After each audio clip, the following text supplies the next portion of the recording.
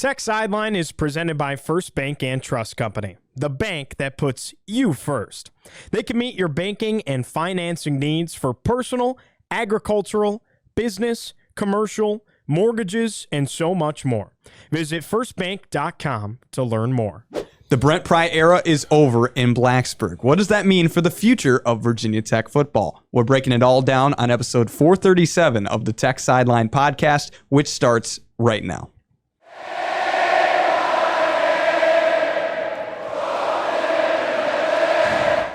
We're recording on Sunday, September 14th, 2025 from the Tech Solutions studio in the Virginia Tech Corporate Research Center. If you're watching on YouTube, make sure to like the video, subscribe to the channel, and refer the show to a friend if you haven't already. I'm Riley Klaus, your host for today, and I'm joined to my left by lead analyst and columnist Chris Coleman, and to my right, senior staff writer Andy Bitter. Producing the show behind the scenes, as always, is Mr. Nick Brown. And so today we had some big news for Virginia Tech as Brent Pry is officially done as the head coach of the Hokies, and it comes after the nail in the coffin being a 45-26 loss to Old Dominion, in which the Hokies were down 28-0 at halftime. I think it's hard to survive 62-0 runs over the course of 2 weeks. That's a lot. It's a lot, and I think some coaches are fired for their overall record. Some coaches are fired for the direction the program is going in at the end of their tenure. Some coaches are fired for both. And that's what it is here. They're going in the wrong direction, and his overall record isn't good enough. It's a shame that it's come to it because he's a really nice guy, was a great fit, very personable, engaging guy. Was hoping he'd work out because he would have been a fun guy to win with, but ultimately this is a results-oriented business. And even though they made those coordinator changes in the offseason and we all thought there was a possibility that would make the Hokies better, I don't think any of us are surprised. We all knew this was a possibility. I maybe didn't think it would happen quite this quickly, but everybody else saw what I saw on Saturday night. There's no way you can continue forward with this because the players, they seem to have stopped playing for him. I mean, you don't get outscored 62-0 like that unless you're not dialed in. So unfortunately, a change was necessary. You say 62-0 from that third and fourth quarters of Vandy, first and second quarters of Old Dominion. I seem to remember 62-0 being a pretty famous score in Hokies history. That was the beatdown that they put on Syracuse in 1999. That was a national championship caliber team beating up a decent Syracuse team. I think they won 6-5 that year, yeah. This is Vanderbilt and Old Dominion beating up on you 62-0. I didn't see Michael Vick on the other sideline in either of those games. Colton Joseph, pretty good. Yeah. Diego Pavia, also pretty good. Two pretty good quarterbacks they faced in those games. There was no other way to go. You're down by 32 points in the fourth quarter to Old Dominion at home. In a game you absolutely have to win. In a game where effort has to be at its highest, they come out as 28-0 at halftime. It felt like Brent Pry had lost the ability to motivate this team. If that's the response you're getting, then you're going, well, he's lost the locker room at this point, or he just has no trust from his players whatsoever. And if that's the case, you've got to move on.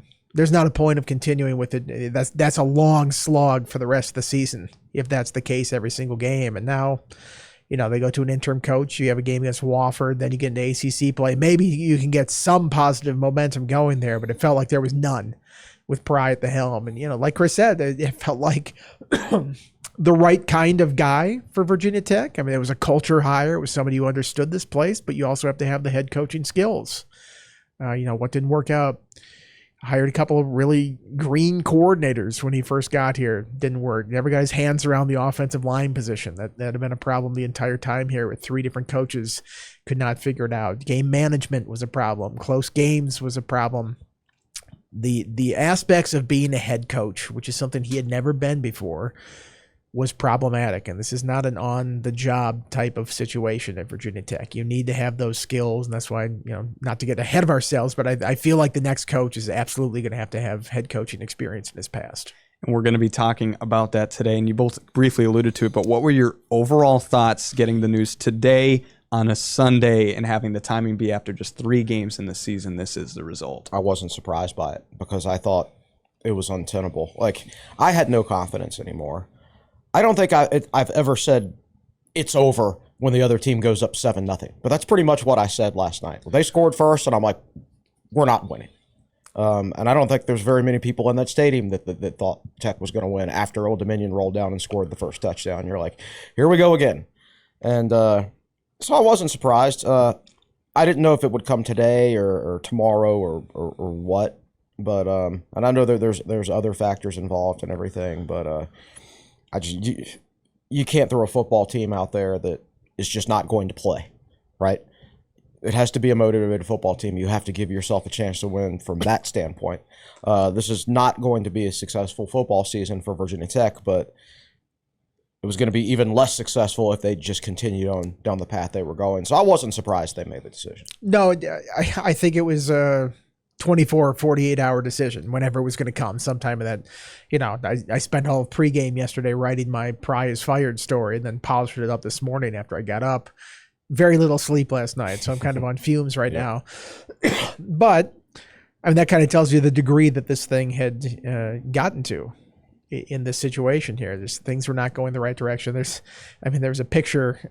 I'm just looking at this picture out there in the fourth quarter where they shot off fireworks prematurely after it was late because they did a review of the touchdown. It was a touchdown. Right. Then they ran the 2-point conversion. They didn't get it. And then they shot fireworks off after that. Nothing's going right. The fireworks are going off and it's a completely empty stadium. And there's still a lot of time left in the game at that point. There's still a big chunk of the fourth quarter and that place is completely empty. Yeah. The fan base had tuned him out at that point. No doubt. It felt like the players had tuned him out at that point. I'm sure the donors had tuned him out at that point. And if you have no support there, then you can't go on. You can't soldier on at that point. You've got to make the change. You've got to get the process started for finding somebody new. And I don't know how beneficial it is to get this much of a head start on it. You're not going to hire a coach until November, December. That's just when nobody's leaving a job right now to go to the other one. Maybe you could get an agreement, a hush-hush agreement. I think Justin Fuente, when he was coming here, I think that was agreed to for a while in that whole situation. But, just for the sake of this season or trying to get something out of these last 9 games, you couldn't have him on the sideline. So now that it is concluded officially, when we look back at his tenure, what didn't work in the process for him to stay as the head coach? What did work? That's probably the shorter answer. A lot of things didn't work. He didn't get his initial coordinator hires right, and that set him back. Like Andy said, he never got his hands around the offensive line. That set him back. Even if he had done those things properly, I don't think it would have worked out. Because it just, this sounds harsh, but I just don't think he's head coach material. Just too many in-game tactical errors, too many issues with timeouts, players wearing double numbers. He just doesn't seem like, he's just not that type of coach. He's a regular football coach. He's a coordinator or a position coach or something like that. You've got to be really good at the big picture stuff, organization, things like that. As a head coach, I think making better hires early in his tenure would have helped. He'd end up with a better overall record, but I think it would have probably just been delaying the inevitable. It would have taken a lot in hindsight for that to work out, in my opinion. You hate to simplify it to this degree, but it feels like the Peter principle. You are promoted to the level of your incompetence. And then that's sort of what he was a great coordinator. And great coordinators get promoted to be head coaches, and it's a completely different skill set once you get to there. You're in charge of an entire team. You're in charge of recruiting on top of, there's a lot less X's and O's stuff that you're worried about. You're not dealing with one unit especially. You have to bounce around an entire thing. You have to worry about stuff that you never thought you'd imagine worrying about as a head coach. Just everything comes across your desk, and it's a lot to worry about. It's a lot of organization that you have to do, and, he didn't necessarily surround himself with other people who were in those kind of situations that handle that. Tyler Bowen, first time coordinator on offense. Chris Marr, first time coordinator on defense. They didn't come in with a plan or I'm sure they came with a plan, but they didn't come in with a history of how to do those jobs. So you're sort of teaching those guys how to do it as you're learning the head coaching job. It seemed like it got off to a bad start. And, who knows if these coordinator hires they made recently with Philip Montgomery, now the interim coach, or Sam Seifkes, would work out in the long run, but at least they had done it before. At least they had been making those decisions before. So that's something that Pry didn't necessarily have to worry about, but it feels like it just came too late in his tenure to make a difference. And, you're 0-3, how can you argue against it? I mean, it's you, UCLA, which also just fired its coach, and Notre Dame, which has lost to two pretty good teams so far that are the only winless, power conference teams right now. That might be the only 2 games Notre Dame loses. Who knows? Yeah, right? It's true. They They could reel it off. Yeah. UCLA probably will lose a few more games. Probably will this lose season a few beforehand. more. Yeah. Yeah, and no doubt that Tech fans are probably thinking about the past a little bit in terms of the last time we saw this process. It was the end of Justin Fuente's resume. How different is this situation compared to the last time Virginia Tech was looking for a head coach? Well, for Justin Fuente's last game, they beat Duke by over 30 points. So, I think That Duke team was awful. They were awful, but you didn't see I think Tech won 2 of Fuente's last 3 games. Everybody knew he was getting fired, but the players weren't checking out on him. They were continuing to play hard. The players have checked out here. So they played hard against South Carolina, but one little bit of adversity and the floodgates opened. The dam burst, and you're like, whoa, where did that come from? So what's going on behind the scenes where they would just check out on him in a situation like that? I think that's probably the surprising thing. I didn't expect to be 0-3 certainly, but I didn't expect those 2 massive blowout losses where you weren't even competitive. That's 6 straight quarters of football where Virginia Tech has been completely uncompetitive. And Vanderbilt's a good football team, as we saw this past weekend against South Carolina. There's no reason for that to happen against Old Dominion, though. Absolutely no reason.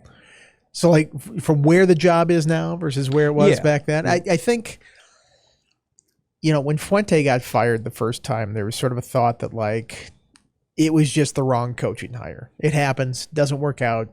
Thought it would, thought it was the perfect marriage. It ended up not working out. Maybe personality wasn't the right fit here. But now this is 2 consecutive failures that they've had here. Is it systemic? Is there something larger there? Obviously, the funding is a big issue right now. How much athletic department revenue are you going to have each year? What kind of coaching staff salaries are you going to have? I know that was an issue previously, but it's obviously under the microscope right now with Whit Babcock's presentation in August to the Board of Visitors. Everybody out there knows what the issues are with Virginia Tech right now. We're closer to, the ACC being ripped apart, being quite honest. It's 4 or 5 years, maybe even less than that, before the buyout to get out of the ACC is reasonable enough that I think a school might do it if they have the opportunity to go somewhere else. So what's Virginia Tech's place in this new world order in college football? Are you going to be part of the Big Two at some point? Are you going to be part of the left behind group? Because that makes a very large difference. I mean, look at where Oregon State and Washington State are right now relative to, not UCLA, but some of the other schools out there. Yeah. Some of those other schools that have had better fortunes by moving up into a power conference. That's a pretty big distinction between those two. So I think any coach that's looking at this job, they're not looking at it as, maybe this was just a misfire the first time they had. This place is still Virginia Tech. It still has that history. We're talking about 14 years now of mediocrity, essentially. And I should know. I've been here for the entire time. That was right when you got here. Right when I joined the beat. Nobody look at that too closely. Right when I joined the beat. But man, it has been essentially my entire time here where this program has not been what it was. Obviously from 1995 to 2011. 2012, it shifted very drastically, and that was not under Fuente. That was under Frank. The very end of Frank, into Fuente, now Pry. This is 3 coaches that, for part of their time there, or all of their time in some of their cases, it's been a struggle. And I think other coaches will take note of that. Yeah. Yeah, I mean, over the last 15 years, 14 years, Virginia Tech's 2 best seasons have come under Justin Fuente. There are definitely system issues at Virginia Tech. And this isn't the only change, in my opinion, that we're going to see in the near future. I think we'll talk about that whole process and everything later. But I think I agree with Andy that You're going to see all those TV contracts for the conferences up for renewal, in like 5 or 6 years, I think is when that starts. I think Big Ten comes up first. I think you're right. Like 2031 or maybe it might even be earlier than that. Yeah, something like that. So that's going to create what seems like it's going to be like a domino effect. And you have to be well positioned when that happens. It's like you use the terminology of like you need to find a seat when the music stops, right? And so you can't afford to keep screwing around and making bad decisions. Yeah, what definitely stands out in the comparison between Pry and Fuente is that conference record, 28-20 for Fuente, 10-13 for Pry. But to close the book on Brent Pry, when you look back at the entirety of his tenure here at Virginia Tech, what are you going to remember it as? I'm probably not going to remember very much of it positively. I'll be honest with you. I like the man very, very much. Everybody does. I don't know anybody who's met him and said, I don't like that guy. I'm just going to think about just the myriad of mistakes that we made, whether it was hiring him in the first place or whether it was hiring the wrong coordinators, the wrong offensive line coach. That's all I'll remember, quite frankly, is that he was a really nice guy and that it just was nowhere close to working. And I wish I could come up with a better answer than that, but maybe like 5 years from now, once I've had a chance to reflect, my answer would be different. But right now, just 5 hours after we got the news, that's all I've got. Maybe hard conversations. Right. He likes to say that all the time. Yeah. Michael Parsons a lot. It was sort of an unremarkable run. And I felt like, him coming in from Penn State, a lot of guys coming in from Penn State with him on that staff, I felt like they had sort of this air of like, this is how it's done at Penn State. This is how it's supposed to happen. It's like, this isn't Penn State. You have to kind of adjust some of the things to it. So I know they were all about hard conversations with other people. I wonder how often they applied that to themselves and looked at the reality of the situation and, hey, not quite getting it as a head coach on the sideline or making the right decisions in this. What kind of changes can we do to bring in somebody to help me? Somebody outside that can help me, not just somebody that you've worked with in the past that all of a sudden gets promoted to a spot like that. So, it was just, you go to the Fuente era and you go, man, there were some games there. I mean, you play in the ACC title game in the first year. They ran Virginia off the field that first year. It was a blowout, the Sam Rogers game there. You've got the UNC 6 overtime game. You've got the Belk Bowl comeback. You've got a lot of wins. You got there. the win over UNC the first game of 2021. Like, even in the bad season, something good happened. The West Virginia win in FedEx. You've got a lot of wins against decent opponents that you go, all right, that's one you hang your hat on. What was the best team Brent Pry beat? Was it one of those Boston College teams? They went like 6-6. SP Plus, the best team they probably beat, I think, was Tulane. But missing. No quarterback, no coach, like 20 opt-outs. That wasn't Tulane. Right. That's like saying that Minnesota's best win last year was beating Virginia Tech at the Duke's Mayo Bowl. That wasn't the Virginia, not like, you beat a 6-6 Virginia Tech team.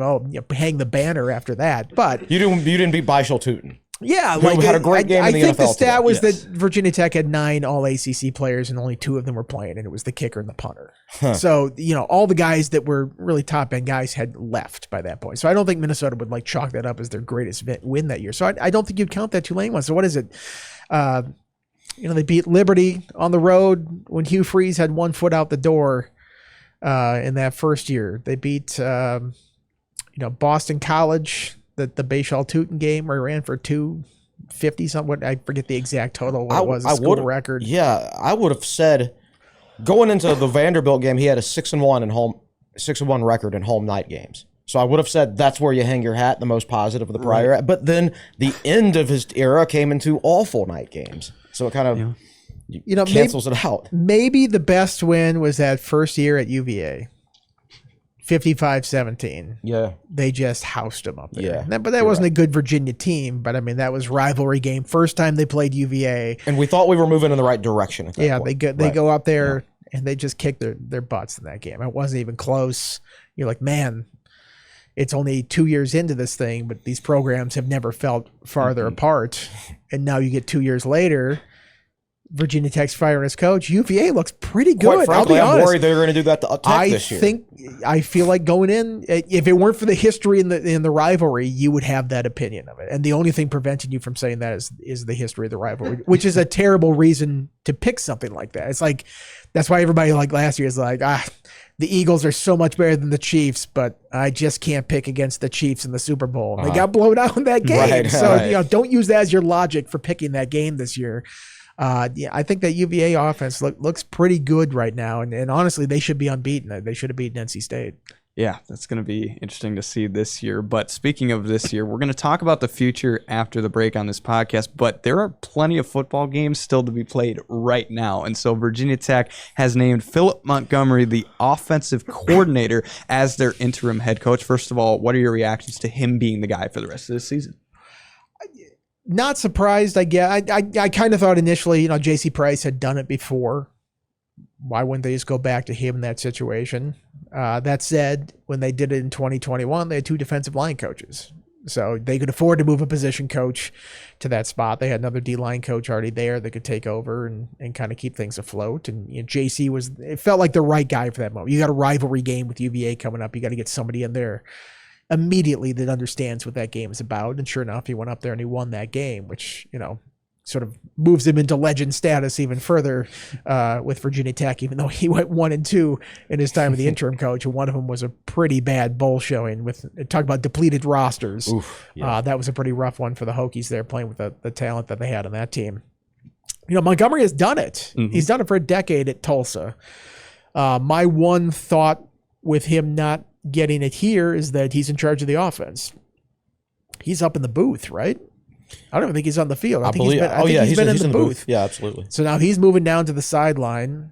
Is he calling plays while being the head coach? How's that going to work? He's not up in the booth calling plays. Does that change how he play caller? Who steps into that spot to help him out? Have that eagle's eye from up there watching things. I think there's a little bit more moving parts this year than it was the last time, where you move one of your defensive line coaches over and he becomes your interim coach. I agree with Andy. I was expecting it to be JC. Because it was him last time. And honestly, right now, I think the biggest thing the players need is they need somebody to light a fire under their butts right now, because that was a demoralizing performance the last 6 quarters of football. It's embarrassing. JC's the most likely coach to do that, in my opinion. Just go in there and kick and tail. That's kind of what needs to be done right now. But the other side of that is Montgomery just has more experience as a head coach. He's got almost 100 games, I believe, in his career as a head coach under his belt. So that experience counts for something. Like Andy said, you kind of worry. He's got his hands full already with that offense, right? And now he's got to run the whole team. But he also, when he was at Tulsa, he was their offensive coordinator too. So he's used to calling plays on the sideline and things like that. So it's not going to be anything new for him. But yeah, I am a little bit surprised that it didn't go to JC, just simply because right now, from an emotional standpoint, I think this team needs firing up, and maybe JC probably be the more likely guy. But also at the same time, like JC's got a good legacy here, and you don't want to hurt that if the rest of the season doesn't go well, which looks like it's not. I mean, JC has been here 5 years at least as a coach, and then he obviously has the background as a player. Montgomery's been here 3 games. They haven't gone well in those 3 games. I mean, if you want to talk about somebody who knows the roster, knows the players around there, I think somebody like JC would have a better sense of that. But they went with the experience in Montgomery. I understand Wyatt. It's somebody who's been a head coach before, and we'll see how it shapes up. I mean, he does have sort of they teed one up for him to start out here, Wofford. I'm assuming. I shouldn't make any assumptions. They just lost by 21 to Old Dominion, so who knows? I'm going to predict that Philip Montgomery has the highest winning percentage in Virginia Tech history after this weekend. 100%, buddy. Here's what's funny. We were watching Frank Beamer's last game, the Independence Bowl, and Philip Montgomery coached in that game. He was the opposing head coach in that game, and now he's the head coach at Virginia Tech. Even on an interim basis. It's funny how it comes full circle like that. That comes full circle. ODU comes full circle with Pry. Starts it off with a loss, ends it with a loss. I've started calling the ODU losses like naming them after like Civil War battles, like first Manassas, second Manassas. So I've got first ODU, second ODU, I guess you could do third ODU if you go back to since Fuente lost to him also, but there's too many of them, that's for sure. Yeah. Well, we talked about the head coaching experience. Montgomery was the head coach at Tulsa from 2015 through 2022. Does this move change the outlook of this season at all, or even impact potentially an upgrade in the future of this year? Well, I don't think it's going to be worse because, quite frankly, Virginia Tech was trending towards not beating anybody except for Wofford. Well, they're unquestionably, like those power rankings for the ACC, they're unquestionably 17th right now. Absolutely. It's not even a debate. You start with Virginia Tech in 17th and you go, well, let's work our way up. Right. So, probably Miami or Florida State at 1 and then Virginia Tech 17, fill in the middle. Absolutely. And I thought after the first weekend, when Wake Forest barely won 10-9 over an FCS team, that they would be kind of a walkover, but that kind of gave NC State a tough game the other week. So like if Virginia Tech played Wake Forest tomorrow, I think Wake Forest would win. So I think they have 3 weeks until that game takes place. That's right. A lot can change. A lot can change. Who knows? But I don't know I would have put Virginia Tech if they hadn't hired Pry. I would say probably 2-10. Like you beat Wofford and then somebody else screws up against you somehow. But I don't think they were trending well if they'd kept Pry. You give yourself a chance now to maybe pick off a couple more wins. But did y'all watch the Georgia Tech game on Saturday? I watched the second half at the tailgate. It's going to be a rough one. That's going to be a rough one. Miami's going to be a rough one. Louisville's going to be a rough one. Louisville, Florida State, Miami in succession. Right. And all of a sudden UVA's not a pushover. Right. Cal looks pretty good. They're 3-0. So you got NC State, which wins the game, and they're unbeaten right now, are they not? Yeah, they are. They don't look great, but they're unbeaten. Don't look great. Yeah. Wake Forest, which gave NC State a game, it's not an easy path here. Right. They should maybe enjoy the Wofford, ideally victory this weekend. Yes, let's not jinx it. Well, we'll have to see what the rest of this season looks like, but we're going to talk what the search process will look like for the next head coach and who are some potential candidates for Virginia Tech after a word from one of our sponsors. Are you ready for a custom home tailored to your distinctive lifestyle? At Tyrus Homes, a leading custom home builder in the New River Valley, we pride ourselves on crafting exceptional residences that our clients love to call home. Whether you're a first-time buyer, a growing family in search for more room, an active adult seeking a relaxing retreat, or looking for a higher-end custom home that offers luxury and sophistication, we have the perfect solution for you. Discover how you can bring your dream home to life at tyrushomes.com. That's TYRIS homes.com. All right, well, now let's talk the future of what it's going to look like for Virginia Tech football. First, what is the process going to look like for finding a new head coach in terms of the timeline, and who's going to be involved? From my understanding, it's not going to be Whit Babcock that's making this hire. I've been told that they're going to have a committee. There's going to be a chairperson of that committee. I don't know if that's been determined yet, but Whit Babcock's not going to get a third bite at the apple here in hiring a head coach. He's still the athletic director for now. I don't know how long that lasts.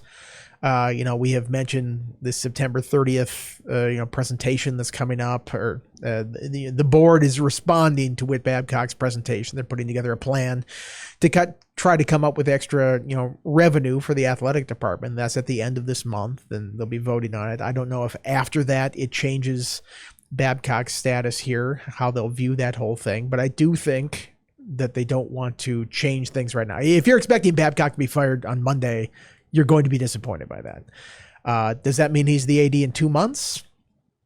I'm not as confident about that, but I think he'll be here long enough to at least try to usher in whatever changes they're trying to make, or at least facilitate that whole thing. I mean, he's the one who has the knowledge of what they're asking for, and sort of the inner workings of the athletic department and how things work. So I think that's valuable to keep that in place, because how are you going to relay that information to the people? But he's not going to be involved in the football search. We'll see who's on that committee. I imagine some football people will be on that committee. It's kind of an interesting way to hire a football coach.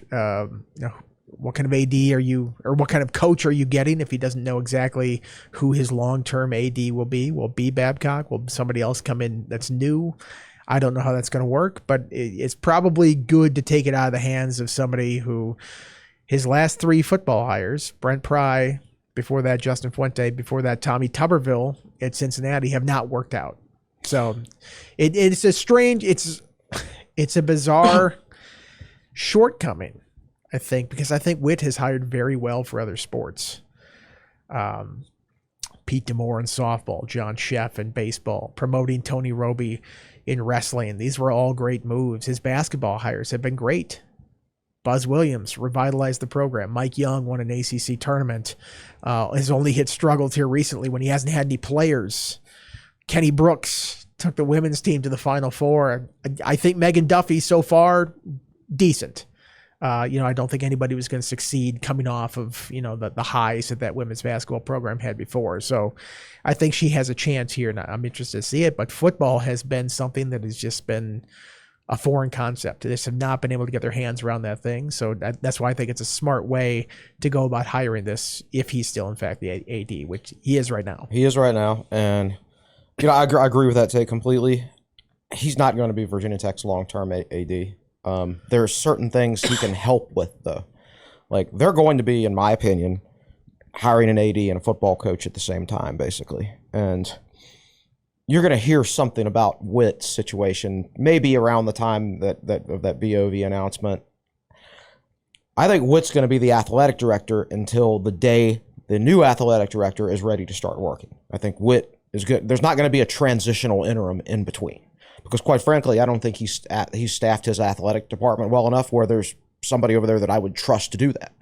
The other thing Witt can really help with, and this is one of the things he's really, really good at, is during a head coaching search, he's able to identify what's BS and what isn't. Like you hear such and such is targeting this guy as their head coach target, and he understands that whole game of agents leaking their coaches' names to try to get raises, and he understands how to use subterfuge behind the scenes to maybe like throw the dogs off your scent, so to speak, and hide who you're actually going after for your targets. He knows how to play that game, and he's quite good at it.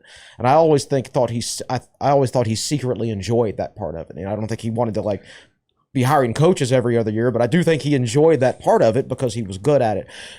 That's something that he's going to help with, because this committee, they're not going to have any experience with something like that. It's true. Yeah, so he can give them advice as far as that and do a lot of things to aid them in that search. So he's not long for this Virginia Tech world, so to speak, as athletics director, but there's a thing or two he can do to really help us between now and that end date, whenever it is. And we're very early on in the season, as you both alluded to as well. UCLA also in a similar spot, but how does it impact the search with this firing coming after 3 weeks of football? Can this group get that much of a head start in hiring a coach, or how does that timing affect everything? I think that head coach, even if there's not a public announcement of who the next athletic director is going to be, those conversations can still be had behind the scenes. You can know who you're going to hire or have a decent idea, and then he can tell you, here's some head coaching candidates I would maybe have. So we're not going to be privy to what's going on behind the scenes. It's going to be a lot of moving parts that probably I can't even imagine. I'll tell you what, I trust this board of visitors, though. I think we've seen massive improvements there the last couple of years. I want to talk a little bit about John Rakovich. I don't know if it's Rakovich or Rakovich. I'll just go ahead and pronounce it Rakovich. He's their rector, and he was also on the board of visitors from 1997 through 2005 when Virginia Tech was good at football. Rather critical time. Critical time. He was the rector in 2002 and 2000 through 2004 when I was in school, when Virginia Tech got into the ACC. He's a lawyer from Roanoke, but he's so much more than that. He started VCOM. We all drive through VCOM to get to this office every day. This is a highly intelligent man who's been the top guy in the Virginia Tech Foundation and the Virginia Tech Alumni Association. He was in the Corps Cadets. He's a pilot. I read an article about him that was written in 1995 about how he was personally flying a governor of Virginia to a Virginia Tech football game in his own private plane. This is a mover and a shaker behind the scenes, and he's a highly, highly intelligent man. I've heard he's extremely deeply thinking and analytical, and he's the one spearheading this charge. The leader of Virginia Tech athletics right now is John Rakovich. Rakovich, excuse me. Not. I would Should just said probably it both find ways. that out. We'll just dub it. We'll overdub it afterwards exactly. once we find out how to Yeah, pronounce it. exactly. John. Yeah, we'll just call him John. Yeah. We'll call him Rock. Rock. There we go. So I think he's very, very competent. And I think he's been the rector since the summer of 2023. And now he's got some more allies on the board, like in the form of McCarthy and Jay Pearson, who I think are top notch. And they're on his little subcommittee to to get money out of the university for the athletic department. Pearson is the guy who made the donation for the Student Athlete Performance Center. He loves athletics. Rock loves athletics. I've heard he hasn't missed a game in like 30 years. Highly, highly intelligent man who understands Virginia Tech, but also understands the big picture across universities in general. So I think we're in a much, much better position from a leadership standpoint right now than we were a year ago or 2 years ago or whatever. I think the board has made some mistakes and ignored some things and weren't, quite frankly, they were negligent in some things. Like the decision to give Babcock a contract extension in 2021 still baffles me. It was when football was sort of in the dumps. Right. Right then. It seems like a very strange time to extend in 4 years. I mean, that in 2021, it goes through 2029. So, right. So, like, it would have He needs an 8-year contract? That seems very bizarre. Yeah, right. Exactly right. So, I think at that point, you probably just, let's get a little bit closer to the end of the contract and see how it goes before we talk about it, an extension. That just didn't make a lot of sense. But this board, I think, is more on top of things. And here's the thing. I think Sands and the rest of the board have just turned it over to Rock and then said, okay, we trust you to do this. You know more about this than us. And he's like, okay. And he's picked his two guys, and together they're going to try to work their way through this. But he's grabbing the bull by the horns. He's a go-getter, and they did not have anybody like that until recently. And there's going to be a massive restructuring, and I've heard my understanding. It's not just going to be, oh, here's a new football coach and here's a new athletic director. We're talking about they're changing things in the relationship between the athletic department and Burris Hall. Even like the Hokie Club. Like, they can't hire anybody in the Hokie Club right now. They had a bunch of employees leave, back in the spring. They haven't been able to replace them because the feeling in the industry has been, well, Whit Babcock's not going to be there very much longer, so we don't even know who the head of the Hokie Club is going to be 8 months from now. So we don't know if we should take a job there, only to maybe get fired in some sort of reorganization thing shortly after taking the job. So everything is standing still in the athletic department basically right now, and it's been that way for quite a while. But that's about to change. I've been in a good mood this week because the changes that I've wanted to happen since around 2022, they're about to happen. Yeah, I mean, you would imagine that they would take on a greater role in kind of organizing the athletic department if they're going to give a 40% raise to the athletic revenue or athletic budget there. You don't just do that and go, good luck with it. Yeah. Here's the money, but we're going to put some parameters on this and regiment this out on how this is going to be used. So that's why, yes, I think it would not be surprising a new athletic director here in a couple months or before this football hire gets made. You're kind of restricted with the football hire on when it can take place. It's not like they're going to hire one next week and they're going to leave that team. And it doesn't happen middle of the season. And, certainly publicly, no coach is going to be like, yep, I'm talking to this other team right now. I mean, maybe Lane Kiffin might do something like that if he were leaving. So most coaches will not talk openly about a job like that. So it's kind of done on the down low right now. Feelers are being put out there, a lot of agent work that's going on.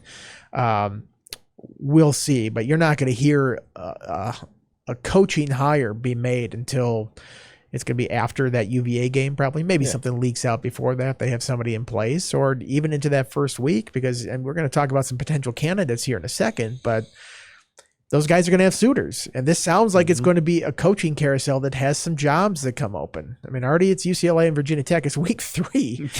I mean, it's like it's not even mid-September yet. We're not even past the halfway point of September. And there's 2 job openings at Power Conference schools. Florida's probably going to come open. That's a big boy job. Does Kentucky come open? I think some rumblings of guys who can go there. Some surprise stuff will come open. Could Alabama come open? I mean, they turn it around, but man, don't tick off that fan base because I think DeBoer's on shaky footing already. Look great against my Wisconsin Badgers, who are not good. Speaking of which, Luke Fickell, that job could come open at Wisconsin. So all these jobs could be available this year. I think Hokies fans can at least take solace right now that of the two openings of power conference schools, I would put them above UCLA. I know UCLA's in the Big Ten, but man, I mean, they were paying Deshaun Foster like $3 million a year or something like that. It was a really cheap hire. He got the job because he was a cheap hire, because that athletic department is awash in debt right now. Their last coach left to be an offensive coordinator in the NFL. That's sad. They have no fan base.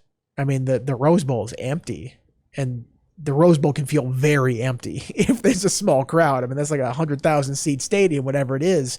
Small crowd's going to feel very small. It just doesn't feel like there's anything really going for that football program right now. Hokies at least have people show up. I know it was relatively small to attendance they had, but it was a bigger crowd than I thought they would have on Saturday. So there are some things going for it, even though Virginia Tech is not in a power conference like that. But it's going to take a while to play out here. It's going to be a couple months. Yeah, I agree with that. Like, what is a program? Like, some people are like, our program's bad right now. And I don't agree with that. So a program is not the athletic director or the coach or the players, because all those people come and go. It's not even the brick and mortars per se, because you can build new facilities and things like that. What a program is really at its base is the fans. The fans are always there. Unless you lose enough and they check out and never come back, which is, always a concern. But this fan base has hung in there with a lot of bad decisions and a lot of mediocre to bad football over the last decade and a half. But I still think the program itself, there's a big difference between what Virginia Tech can accomplish and what Virginia Tech under its current leadership can accomplish. And I'm still a believer in Virginia Tech. It just needs new leadership. And I think Virginia Tech itself is strong if it's mobilized in the right way. I think, there's sort of a thought out there like Virginia Tech will never recover from this. It's like, let's go back to 2022, I think it was, with Georgia Tech. Jeff Collins is awful. He's a bad coach. He's won like 3 games every year when he was there. Really tight pants, unusually tight pants for a grown man like that. It was very strange. They started 1-3. I think I have the year right, 2022. That's correct. They fired Jeff Collins and the AD on the same day, September 22nd.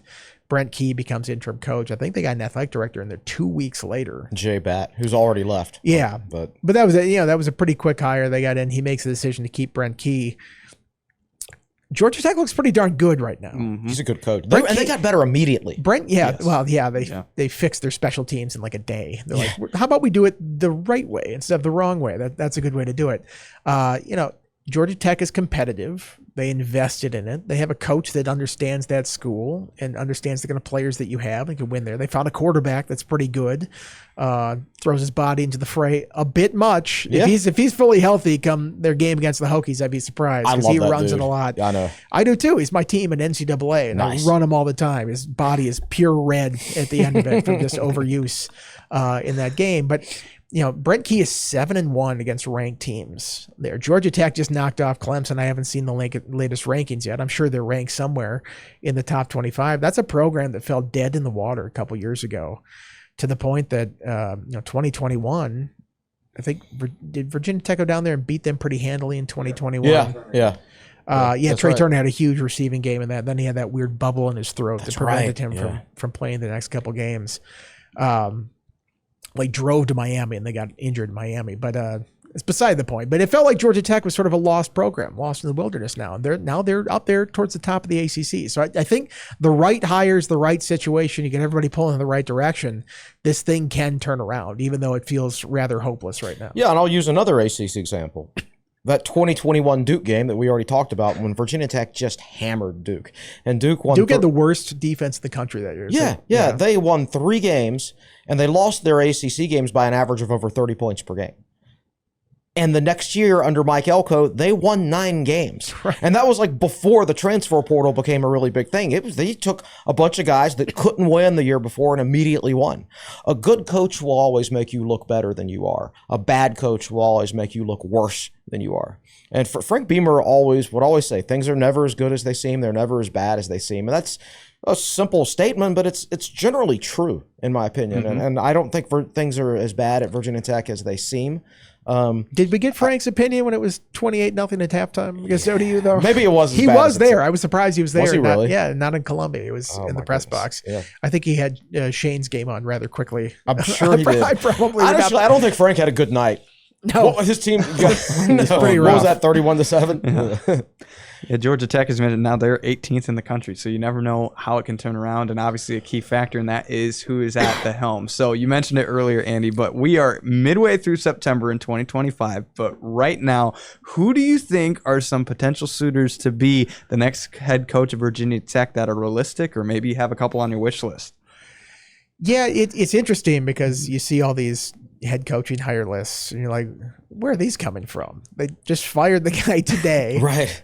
I don't know that they have the committee selected that's going to get the next coach. So what list are you going off of this? Whose opinion are you drawing other than the agents that feed these guys a lot of candidates? It's interesting because the two names I see on everybody's list I feel are unrealistic names. Anybody that puts Shane Beamer on their list, I'm telling you, he's not coming to Virginia Tech, guys. He's just not. I don't know a lot of head coaches very well. I feel like I know Shane pretty well and just had honest conversations with him, and just it's always comes back. First of all, he's paid very well at a school that's well resourced in the SEC that is in a better situation than Virginia Tech's in right now. I know they lost the other day, but they were in the top 10 and they were on the cusp of the playoff last year. But with Shane specifically, I think he is always worried about getting out from under the shadow of his famous dad. And, he'll say it. Coach Beamer in Blacksburg is Frank. It's not Shane. It's Frank, and it will always be Frank. He's got a statue in front of the stadium. I don't think Shane wants to take on that pressure or go into a situation like that where he has to, fight that perception. You have to be your dad. Right. If you're not, you fail, right? And he's got his own thing. He's got it humming at South Carolina. I know they just lost, but it seems unrealistic to me. Also, he's making like $8.5 million a year. So, we're going to see what the investment in this program is going to be coming forward. Can they match something like that enough to lure somebody away? The other one, and a name that I feel is kind of wishful thinking, is Michael Vick.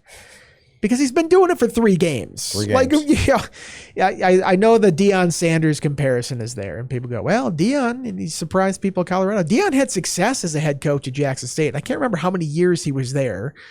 2 years, Nick says to me over here. Pretty successful run there.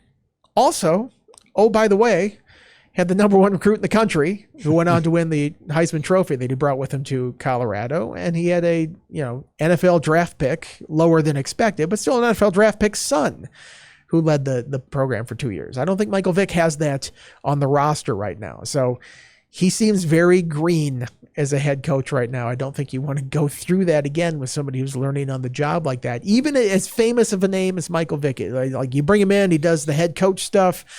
You don't have to pay him a lot because he's so new like that. You pay the coordinators a lot. I know there's a plan out there that people can put out there. I think that would be a reach for a job like this. So, the names, I think it's got to be somebody with head coaching experience. I think it's got to be somebody that has success. You've gone the group of 5 route before. You've gone the culture hire before, and neither has worked.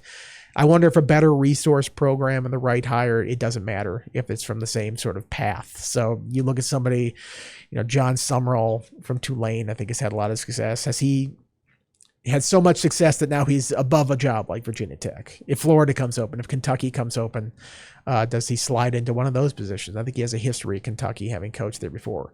Golish, is Alex Golish? I believe that's right. From South Florida. Will shine off of that last week with a big loss to Miami. But, he beat Florida. He beat Boise to start the year. He's really turned that program around at USF. Some sort of retread hires. And I mean, I don't say that in a bad way, but I know Dan Mullen's name is always out there. I don't know if people say, oh, he jumped into that search the last time. It's like, I don't know if he really did, or if that was his. I feel like that was his agent that put his name into that thing. He did jump in, and when Fuente was hired, he wanted the job then. He thought he had done. I've had people directly tell me that. He thought he had done all he could do in Mississippi State, and thought, consider Virginia Tech a bigger, better job. But didn't get it, and then eventually went to Florida.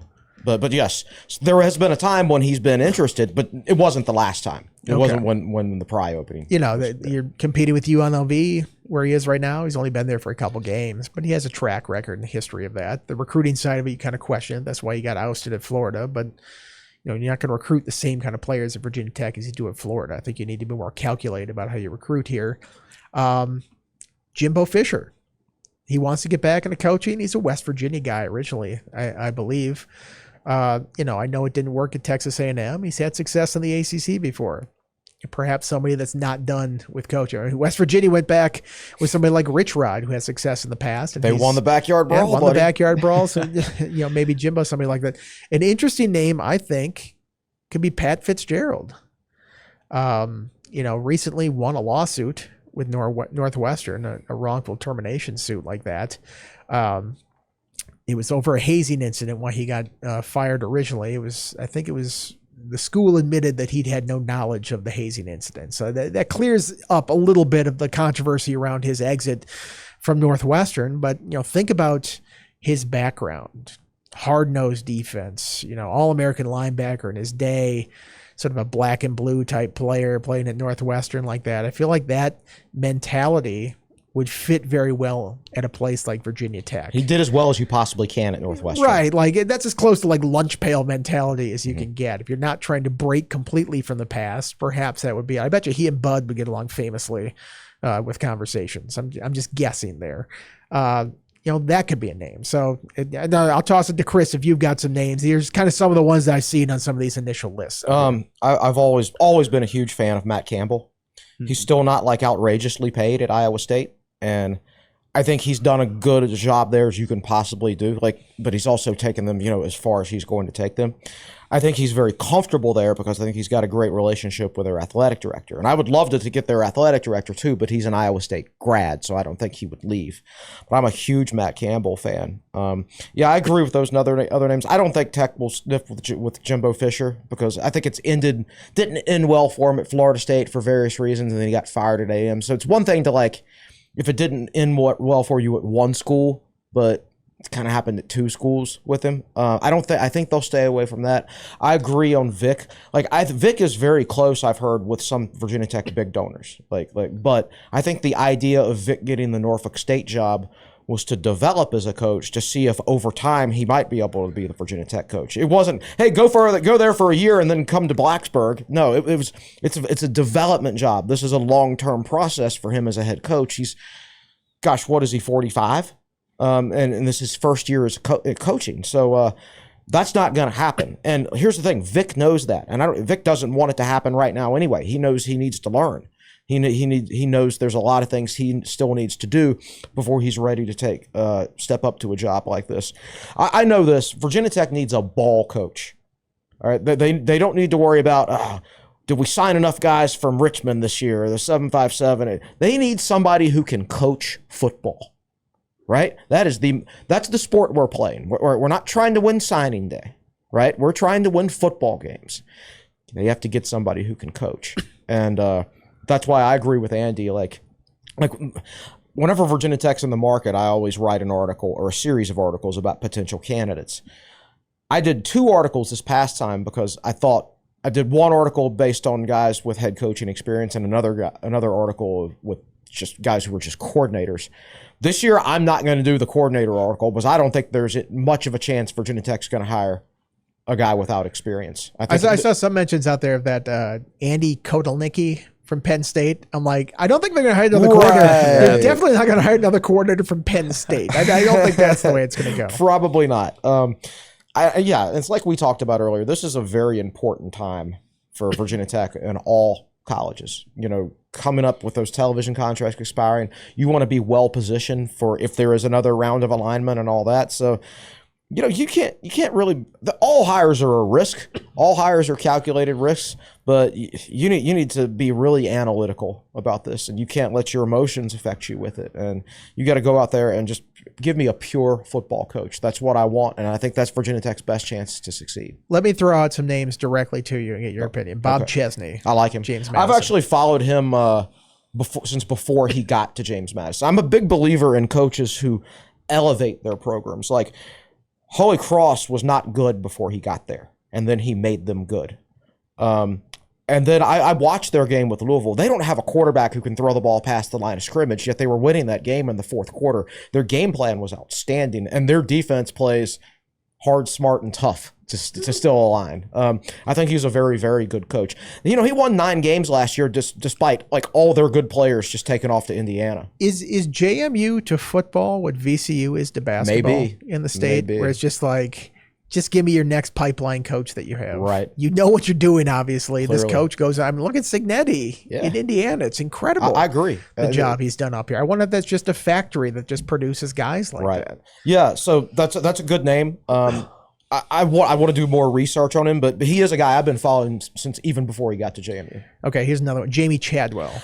I like Chadwell less now than I did 2 years ago. He always gets the most out of his quarterbacks. Like Salter is a bad quarterback. So He's already benched, right? He's already benched now. I think so. The one score game that Brent Pry won at Virginia Tech came against Caden Salter, and Salter was terrible. He was great that year under Jamie Chadwell. Wasn't as good last year for whatever reason. And now he goes off to Colorado and he's terrible. He's only good in like one specific system, which is the one Chadwell runs. But this year it doesn't seem like Chadwell has found a quarterback. I do think Chadwell generally has made teams better, than what he found. But I'm not as high on him as I was like 2 years ago. Charles Huff. I like Charles Huff. I didn't hear great things about him at Marshall. Yeah, I feel like they didn't seem to like him up there very much. Didn't. But I don't think I would hire him. He'd be on my list of people to talk to. But ultimately, like, what was he at Marshall? 2 years? And now he's in his 3 years, something like that. Yeah, going laterally to Southern Miss is really yeah, that's just didn't renew his strange contract. move. Yeah. And I think I don't think he'll. It's more common these days for coaches to leave after like 1 or 2 years, but he's had a lot of change in his coaching career recently, and he might want to settle down in one spot for a little while. Okay, here's one. Jeff Monken. I don't think he has to run the option. I agree. I think he runs the option as a function Because he of runs being an Army. Right. And listen, I'm not opposed to Virginia Tech. I'm not saying they should go full-fledged Paul Johnson, but we need something to differentiate ourselves from everybody else. And I think if you could bring some option elements to Virginia Tech, and I think that would help the program. I think it certainly could make us a more diversified offense. You have to be careful how you do it, because to be a really good option team, I think you really have to dedicate yourself to it. But you could bring in elements of it, and that's why I wish they would do it now, because they've got an option specialist on the staff, and they're just choosing not to use him. But I could see that being a possibility. But yeah, he is one that I would have to research. He is a good coach. There's no question. 3 double-digit win season with Army. Yep. 5 if you go down to 9 wins. 12-2 2 years or last year. Yeah. 8-0 went to the Independence Bowl. What's his overall record? 121-74 if you include his time at Georgia Southern. He's a ball coach. Guy has won at a lot of places. What was one more name I want to throw out here? Dave Clawson.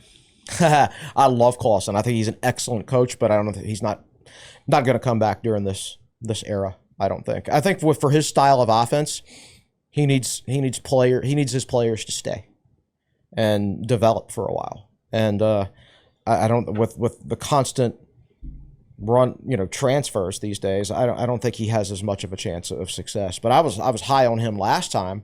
I think, now don't get me wrong, if they had hired him instead of Pry, they'd be in a much better situation, because he's a good coach. Look up, I've already forgotten his name, but there's a coach at New Mexico that I like. Eck. Jason Eck. Yeah, he's only in his first year at New Mexico. I think people like the AD coach combo. Some people do. Could they just do what Vanderbilt did? Just bring like everybody from the program. From the same state, right?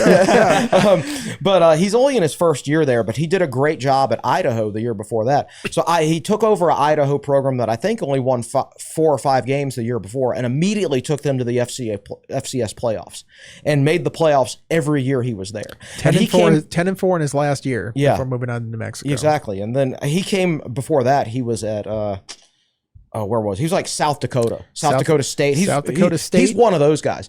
I think he grew up in like Platteville, Wisconsin, and went to Wisconsin. La Crosse, Wisconsin. Okay, so he's very used to that that the old school lower level Wisconsin type football. He played at Wisconsin, right? It was like an offensive lineman. Yes, he was 1995 to 1998. So my goodness, he overlapped with me he at sure did. Wisconsin He for sure my did. first 2 years in school there. Yep. So, and I'm not saying he's going to be on the list, but I'm just saying there are coaches like that out there that you've probably never heard of that it would, in my opinion, would probably be better candidates than some of the names that people are going to throw out there. Tyson Helton from West Kentucky, Jason Candle at Toledo. He's been there a long time. Of course, I have to throw one more name out there.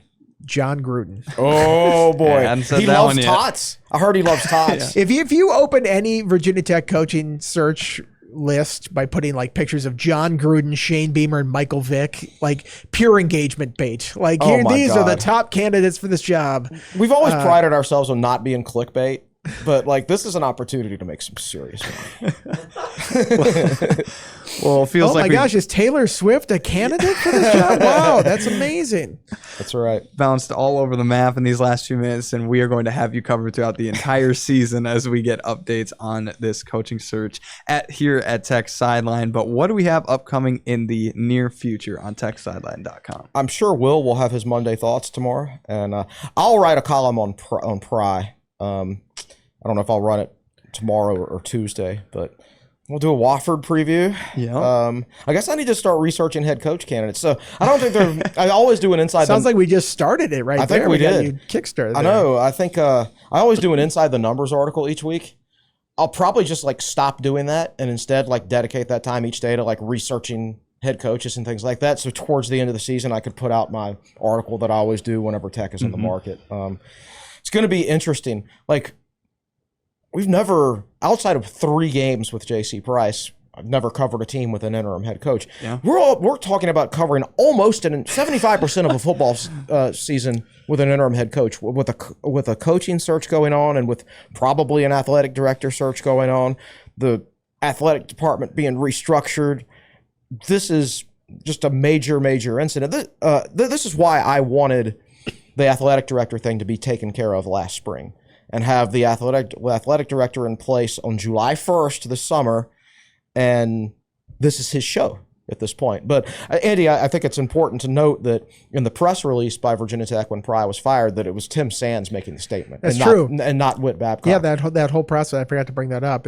Tim Sands put out the comment on there. He also mentioned Whit Babcock specifically working with Jay Pearson, Ryan McCarthy, with this committee that they have with the Board of Visitors to come up with the financial plan. So it'd be weird to mention Whit Babcock in that press release if you're going to turn around and fire him 2 days later. Right. So that's why, when we say this, he's the athletic director for now. Right. We'll see how long that lasts. But, if you're expecting the double firing today or this week or sometime like that, I think you're going to be disappointed. Yeah. It's not coming down. It's not coming. He's still running the day-to-day operations of the athletic department, but he's not a decision maker anymore, right? That responsibility has been shifted to that triumvirate in the board, and we'll see what they come up with. It's interesting times for sure. Yeah. This week, we'll have something with Philip Montgomery, I would imagine. I guess they'll keep it We've Tuesday. been requesting the coordinators for the last couple you weeks. got 'em now. They've kept turning them down. It's like, well, he's the interim head coach. He kind of has to talk at the press conference now. So, will be interesting to see what he says at that thing. I don't know if they're going to have a press conference in relation to this firing. Is I wouldn't Tim think Sands so. going to meet? It feels like you should. Feels like you should, but it doesn't. I mean, they're not going to throw Whit out there. They're not going to throw him to the wolves at this I point. mean, part of me kind of hopes they don't, because I need to prepare my lesson plan for my class tomorrow. I have to grade some papers. By the way, 2 for 2 in semester teaching, and the coach gets fired that semester. Oh my God, that's right. If you're a coach at Virginia Tech, you better hope that they never ask me back to teach a class there. So, it'll be a bizarre week. Whatever. Obviously, the new coach and the coaching change and whatever's going on with Virginia Tech is the big picture story. Nobody really cares about the Wofford matchup. That's just whatever. At the They're end of the 0-3 week. also. Right. They've not played well. They're not a great FCS team. So it's not like, you've got South Dakota State or something like that coming in here. We're like, this could be a rough one. Their here. 3 losses, I think, are by like a combined 6 points. Maybe they're ripe for an upset here. Right. I don't know. I would take nothing for granted if I were the Hokies. I would assume nothing at this point. But yes, our coverage will just sort of be dictated by whatever is the topic du jour of the day. It's not going to be just like, here's the press conference. That's probably what we're going to write. So we'll see where it goes. Yeah, stay tuned on techsideline.com as well. Make sure you're subscribed to the YouTube channel. We'll still have more preview of what the Wofford matchup will look like, as well as other content throughout the week as we receive more news and what's happening with the Virginia Tech football program. Well, thank you so much for watching episode 437 of the Tech Sideline podcast. Make sure to like the video, as mentioned, subscribe to the channel, and share the show with a friend if you haven't already. I'm Riley Klaus, and saying so long for Chris Coleman, Andy Bitter, and Nick Brown behind the scenes. Thank you so much for taking the time to watch this video, and we'll see you in the next one.